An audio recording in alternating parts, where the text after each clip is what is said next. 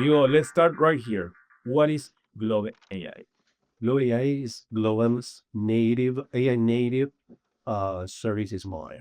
Uh, Glob.AI is changing completely and overhauling completely the industry. How we used to render services. We're studying on how you actually purchase those services, how Globant and those services are being provided, and also how you charge for those services. It's a full reinvention that started 1 year ago when we created the core of this model, which is the AI pods, which is how you render those services, which AI has to do with how do you deliver services. In AI pods, if you remember, AI agents are actually orchestrating a full development services, while humans are actually taking care of supervising the whole process. So it's actually inverting the charge of what was traditional in the industry. How is that different from just hiring a good, solid AI consulting firm? I think it has to do a lot with how you deliver services and what type of results you have, what type of efficiency, visibility you have over that. I think many companies are actually struggling to get the most out of AI. You see it all over the place.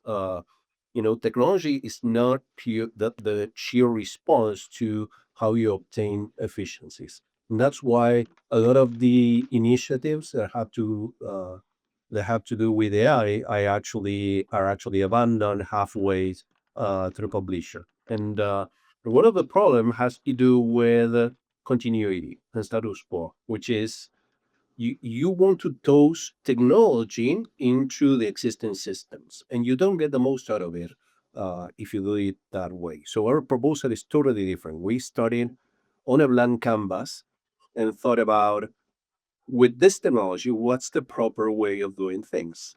And this is exactly the result. So like I said before, it's a complete overhaul. We're not thinking about the sheer efficiencies and the velocity, but we're thinking about what things can be done today that were not possible in the past. And I think the main difference is that if you think about a digital delivery unit, that's typically stands on three main components, which is the talent, the people, the technology, and the processes. And all of those combined gets you the output. For a long time, the industry had a continuity on that. Technology evolved, of course, and you lean more into frameworks and tooling that accelerated things. The processes remained for a long time, and most of our processes have been crafted with completely different technology in mind. And talent, again, evolved for using those new tools. And that was pretty much what brought us here. The problem was that this technology is so disruptive and brings so much to the table that you have to completely rethink about everything, the talent and what they should be doing and how you train them. Uh, the of course technology that changes completely, but also the processes. And I think the main aspects that no one is challenging are the proper process. We all tend to be uh, evolve the existing process. That's our main way of dealing with this, and I think that's totally wrong. Totally wrong. Processes have been thought after the the output being generated mainly by people. And this changes all. So, how can you put together processes in this new era? How can you think about, how can you guarantee the quality, the throughput, the respecting the policies, etc., with this technology in mind? And what's the right process for that? So, we challenge that and we change things dramatic for achieving, of course, the efficiencies that this technology keeps you. So the main difference, I think, has to do with that. How Globans capture not only the speed, because this is not a matter of efficiency and the speed as well, but also it has full traceability. It has corporate memory. Everything you've done gets recorded. and it's actually value for the company. The processes are being captured in the system itself as opposed to with the people and people's minds. So all of that is actually on the table for the companies and our clients to benefit their businesses, their companies, processes, etc. You've been in Globan for almost 20 years of the whole life, right? What excites you about this change and what challenges you for all this change? Oh well, this is actually like a new combat. So exciting is it feels like literally starting a new chapter. And this chapter is not only valid for Globan. I think Globan will be the first of many. I think that at some point there will be different formulas, but not as different as what Globan is proposing now. So hopefully, in some years from now, we will be saying Globan did it first. Um, Walk me through it as I was a client. So I come with a problem. What happens? So let's talk about let's do it this way. What typically happens and what happens when you engage with Glob.AI. So you have a problem, right? You don't need people. You need to solve a business problem. For that, you need a company that can do it for you because you need the expertise. And typically, this type of service was rendered by our industry in the form of a team dedicated with the required expertise dedicated to solving that exact problem. So we started with understanding the problem, proposing a tentative solution and a quote for that as an example, and then starting our development services. The lead time for that used to be 6 weeks, meaning since you contact a company such as Globant, and this is not only Globant, this is for the industry, until you get your team onboarding and it's 6 weeks. That's not AI speed, right? So let me walk you through how you do it with Glow AI. You jump into Glow AI and you start by either identifying the type of solutions or battle cards we have already, or chatting with the system. So you describe your problem. The system guides you through, so it gets the required information to outline a potential solution. It gives you recommendations on that potential solution and the type of AI pod that will eventually solve that problem. That AI pod is actually one of the battle cards that you could have picked on your own at the very beginning. That AA pod is assigned, and that AA pod has like a formula, a blueprint. How do you execute that type of problem? Let's say that you're doing modernization, as an example, right? So there's a blueprint on how modernization should be executed. That blueprint is super complex. Uh, it has a ton of expertise being distilled onto that model. So uh, it starts with understanding the existing system, subsystems, requirements that typically has to do with source code that's legacy, but also definitions that are not in sync with the source code. So they were, at some point put together, then the software evolved. Some of the changes were directly on the software, not on the definitions and people. So you need to run a couple of interviews to understand work. From that, you get like a functional requirement. That functional requirement should be assessed to understand that there's no gaps, like holes or lack of definitions. Um, uh, Examples of that: edge condition. What happens if?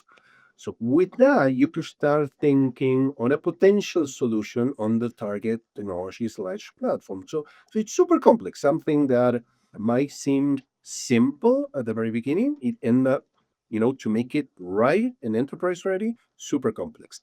That was typically again executed by a team. In this specific case, Asians are doing this. So we have an agent as an example that's called Cold Interviewer. You give them your repo, and with that repository, it will do an interview to the code and determine the functionality of that. Then there's another one that reads documentation. With that combined, you have a definition of what the software does and should be doing. You adapt that, for the target platform, and there's an architecture agent that creates the perfect architecture on the target platform for those for that specification. At each of those ages, there's a thing that's called quality gates, where engineers on the one side verify that the things are correct. The correctness. How do you verify that? So at every stage, you have a person that's perfectly qualified for doing that, but also they have a runbook.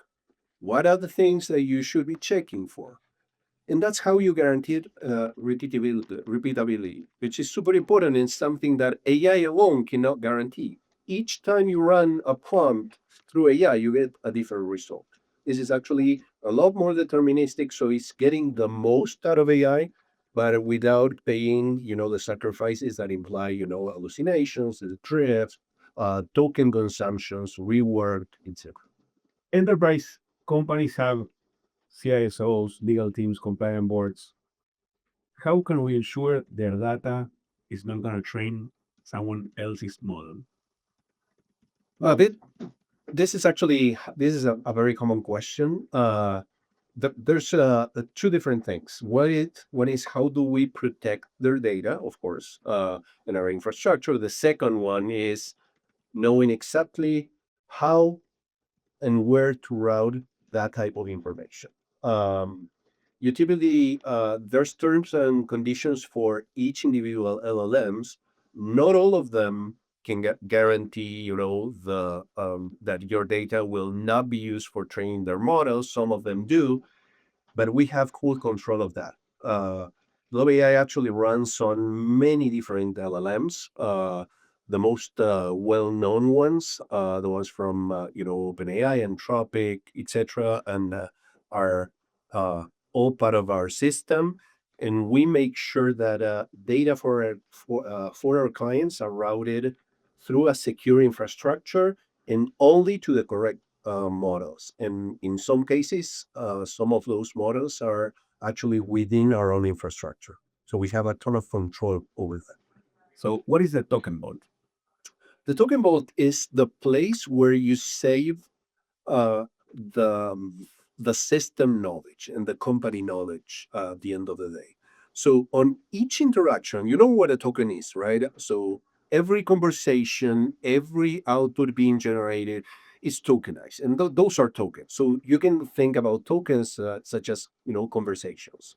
Those conversations hold the whole history, what you have done, and they provide you with traceability on how you build your system, but also provides company knowledge. The decisions you made, how you come up with that product, where were the decisions that made that product. And at the end of the day, there is knowledge that can help you train and perfect your own systems, your development systems. Not the blueprint that Globant uses for that type of services, but for your company. And that's exactly a token vault. So every interaction is actually being saved and recorded for our client specifically. Each token vault belongs to our client and has that on a secure storage. So, if you were a CTO, okay, one of our client CTO or your CTO, why would you take a look at this? Why would you think of this? Well, first of all, I am a CTO, so you're right. But that's okay.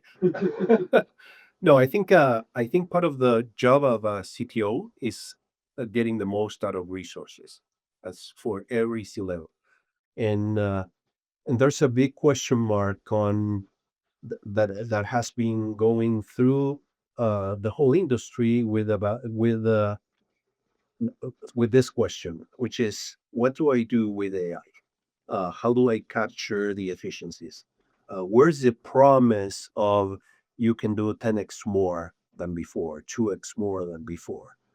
What is that? And a lot of the CEOs are actually uh, claiming for that. And there's no one known formulas. The simplicity that we were told when they started, like just use Copilot, use Claude, and you'll get the benefits out of that, have not happened.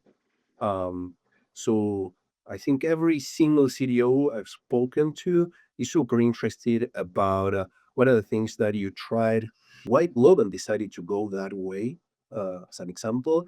And when you showcase the model, you pop up the hood and let them know what's underneath. They're thrilled about it. If I was a CTO, I had in front of me tons of tasks to do, tons of things to solve. When should I think of Glob AI as a partner in my journey? If I have to do what? I think, in all honesty, I think should be the other way around. It should be one, not two. So there's probably places and type of projects that require something for which low AI it is still not super suitable. And examples of that is a project that might run, an IoT system, and it has a ton to do with physical spaces, etc. So as of today, maybe the wins and pluses of having doing this through Glob AI as opposed to more traditional type of teams can be questionable.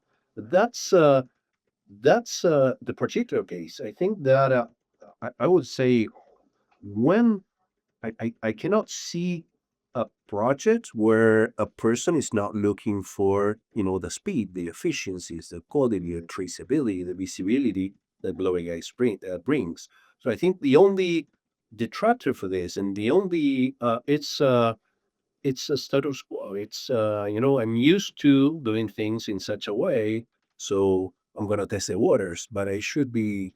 I know that at some point this will be the other way around. We will be defaulting to this, uh, and not thinking about when this is the perfect place. So to put it in a positive stance, I think it's if you're thinking about digital delivery, software development, digital teams, you should be thinking Google AI. The question you was, no one is stating all over that humans have a role to play in AI implementations, supervision, and sense giving, right? Okay. What is the role of our experts in the AI, and why is that so clear? So, I think there's a critical aspect that you remember that I mentioned that there were like three components, right? And one of the things that happened is that technology become much more predominant within that equation. So whether in the past rendering our services was heavily based on people and talent, now technology becomes super heavy. So for I don't know, each 10,000 lines of code in the past, you require like I don't know, two people for 3 months, and now you can do that with a couple of prompts. That doesn't mean that those 10,000 lines of codes are actually quicker, like and are solving your problem. So I think there's a certain aspect of first of all, how you make sure the system is not drifting. Make sure you actually capture your client's intent at some point. There's a, there's one thing where I always think that humans have an edge, which is how do you read between the lines? That means that you listen to what the person is saying, but you're actually capturing behind it the actual need. You're questioning. Uh, you're being super pushy for getting exactly what that person needs, and that's not the typical place where AI performs correctly. So there's an aspect of supervision that experts can bring to the table, and they make sure that the system will perform as expected. They can evolve the systems, which is another important thing. They're not generating output. The whole process here does not imply that people override this technology but they fix technology. Meaning, if the system is not producing the right answer, how can I fix that? Uh, so today, that combination, we find it to be uh, with the forward deploy engineers. Uh, domain experts for different type of domain, like design, uh, and quality engineering and security, and agents, right? How is that equation calibrated in the future? We will see. But as of today, uh, definitely the system, if you want to do this purely based on agents, like AI plus your client and business needs, that's not enterprise software. The last one, at least from my end, this is a tipping point for Globant, moving from traditional IT professional services to AI native companies. So, what does it mean to be an AI native company, and why is this so important? Well, I think clearly this is a tipping point for the industry, and is a tipping point for humanity. Um, and when you think about that, is um, I think it has a lot to do with, okay, if we fast forward, 5 years from today, how will professional services be rendered in 5 years? Right. So when we all find an agreement, this is a proper way of doing things where we're no longer questioning, this is the right process, this is the right tool, this is the right LLM, and there's more agreements and question marks. What are the ones and the companies that have reached that? When we say this is a tipping point for Globant, it's because we have changed so much for looking like what professional services will look like in 5 years' time uh, than the rest of the industry. And that's why we think it's the tipping point for Globant. We're totally changing and revamping our organization and our company.